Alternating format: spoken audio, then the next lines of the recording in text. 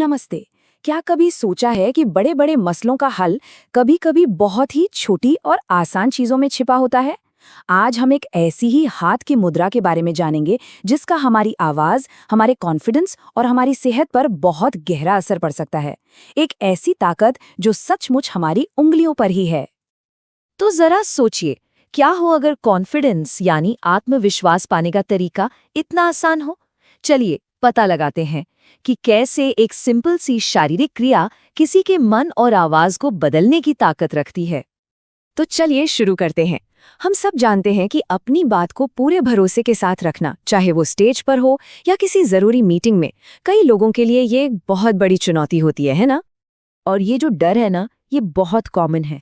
Stage पर जाने से पहले घबराहट होना, बोलते बोलते गले पर जोर पड़ना, या फिर ऐसा महसूस होना कि आवाज में वो दम ही नहीं है जिसकी उम्मीद थी। ये ऐसी रुकावटें हैं जिनसे बहुत लोग जूझते हैं, पर इसका समाधान खोजा जा सकता है।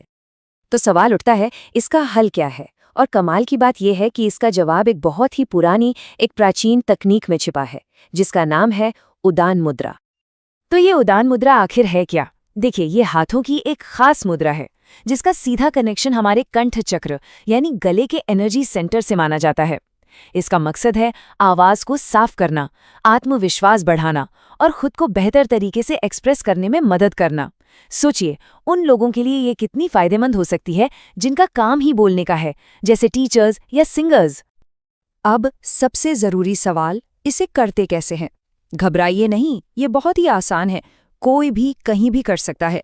इसके बस 4 सिंपल से स्टेप्स हैं। तो सबसे पहले आराम से सीधे बैठ जाइए और मन को एकदम शांत कर लीजिए। फिर अपने हाथ का अंगूठा, पहली उंगली जिसे तर्जनी कहते हैं, और बीच वाली उंगली यानी मध्यमा, इन तीनों के सिरों को आपस में मिला लीजिए।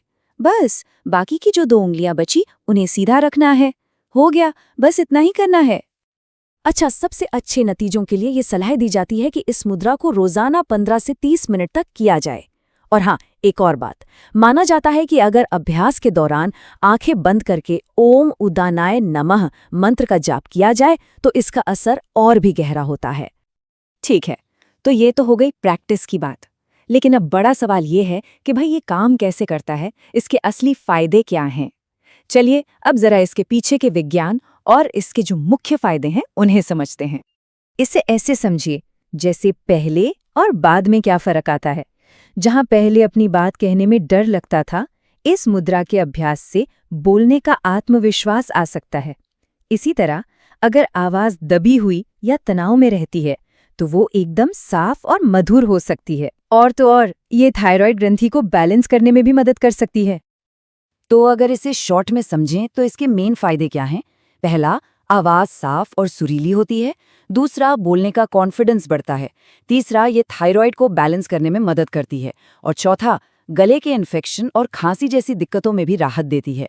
और हाँ, सबसे बड़ी बात, जो स्टेज फियर होता है ना, उसे दूर करने में ये बहुत ही असरदार मानी जाती है। पर रुकिए, कहानी यहीं खत्म नहीं होती। इसके फायदे सिर्फ इन 4-5 चीजों तक ही नहीं है। इस मुद्रा का असर बहुत गहरा और बहुत फैला हुआ है। ये कई तरह की फिजिकल और मेंटल प्रॉब्लम्स में पॉजिटिव बदलाव ला सकती है। कितनी प्रॉब्लम्स, शायद यकीन न हो, पूरे 25। जी हाँ, 25। ये नंबर सच में चौंकाने वाला है ना। ये दिखाता है कि हाथों की एक छोटी सी मुद्रा हमारे स्वास्थ्य पर कितना गहरा असर डाल सकती है। तो चलिए देखते हैं कि आखिर ये 25 चीजें हैं क्या।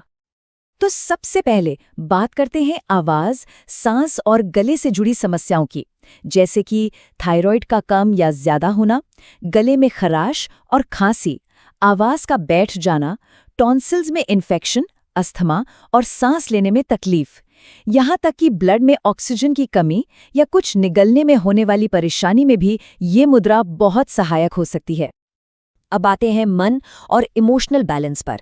इसका असर यहाँ भी उतना ही गहरा है।